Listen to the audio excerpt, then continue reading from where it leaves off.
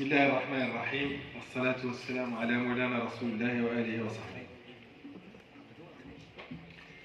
Honorable présence, mesdames et messieurs, chers amis, il m'est un immense plaisir de participer à cette prestigieuse rencontre et de prendre part à ce panel dédié à une thématique centrale et d'actualité qui est gouvernement régionaux et compétitivité territoriale.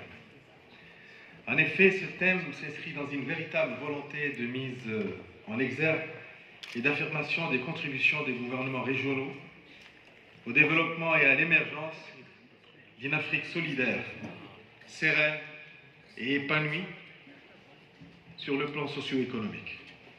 Du fait que la territorialisation du développement contribue incontestablement à la croissance économique des pays, chaque État se trouve dans l'obligation de développer ses territoires et les rendre attractifs, ayant chacun des atouts susceptibles à les transformer en des puissances économiques locales ou régionales.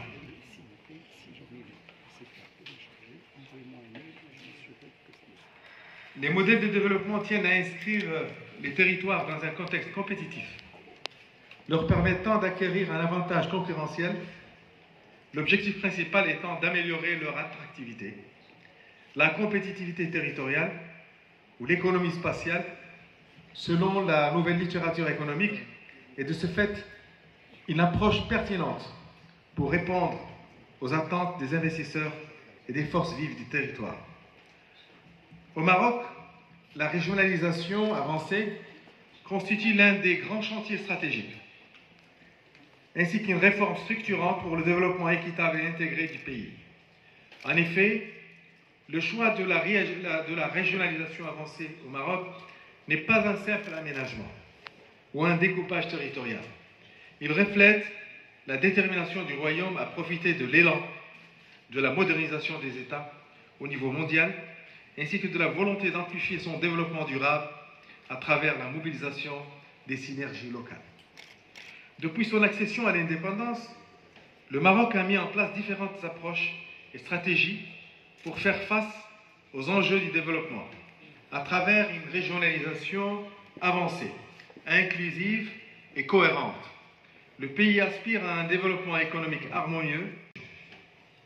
La régionalisation voulue par le Maroc vise le renforcement du processus démocratique à travers l'instauration d'une démocratie locale et l'assurance d'une gestion de proximité incluant les acteurs locaux dans la gestion autonome de leurs affaires, tout en tenant compte de leurs spécificités, des potentialités et atouts socio-économiques de leur région.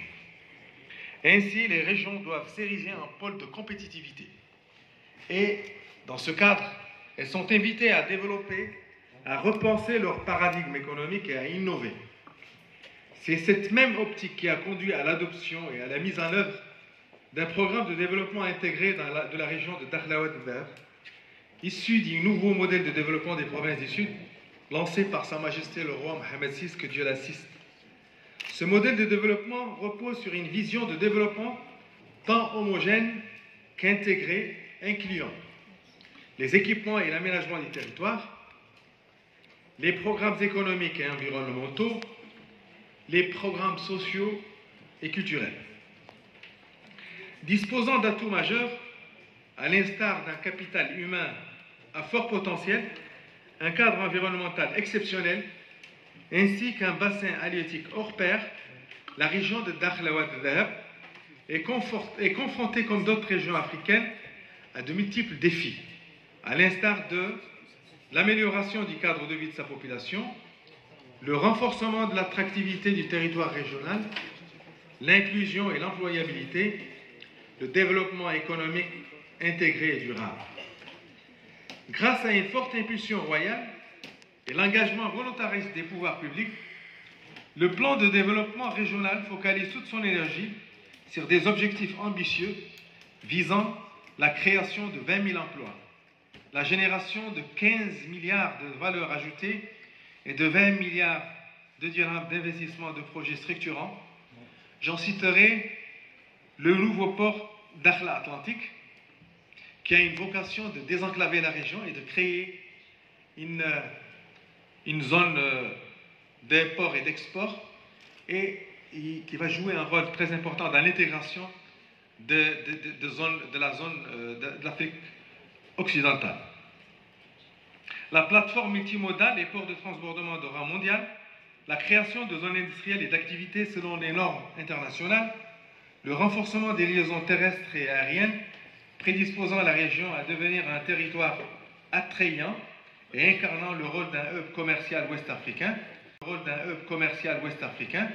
Dakhla aujourd'hui, sur le plan de la liaison aérienne, et qui joue un rôle important surtout dans des secteurs comme le tourisme, est aujourd'hui la première destination au Maroc pour tous les sports nautiques.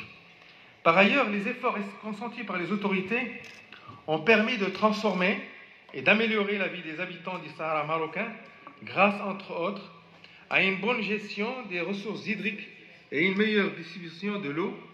En effet, parmi les grands ouvrages réalisés en cours de réalisation au Sahara, les méga-projets de dessalement de l'eau de mer dans la région de l'Ayoun, Saqer Hamra et de Dakhla Wad Dhahab, qui constituent des projets structurants. Ces stations permettront le développement de l'économie régionale par une meilleure alimentation en eau potable pour la consommation ainsi que pour l'irrigation des terres agricoles. J'en citerai ici le projet agricole très important qui va être lancé ou qui a déjà été lancé de 5000 hectares qui va faire de Dakhla un pôle de production agricole important qui pourra même égaler des régions traditionnellement connues au Maroc par l'agriculture comme le Souss en valeur. C'est pour dire que le Maroc est en train de développer son Sahara avec la participation et l'inclusion de toutes les composantes de la population locale.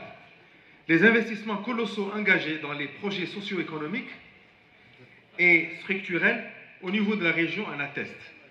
D'ailleurs, dans son dernier rapport présenté devant le Conseil de sécurité, le secrétaire général de l'ONU a souligné l'ampleur des investissements réalisés dans les provinces sahariennes et le niveau de développement de ces régions. Il a ainsi mis l'accent sur l'essor économique et infrastructurel, ainsi que la poursuite des investissements du Maroc dans ces provinces du Sud. Mesdames et messieurs, chers amis, je ne saurais terminer sans rappeler que la performance des plans de développement des provinces du Sud du Maroc, en général, et celui de la région de Dakhla Wad Dhahab multidimensionnel qui lui est insufflé, et ce, du haut du sommet de l'État jusqu'aux citoyens, en passant par les autorités locales et la société civile.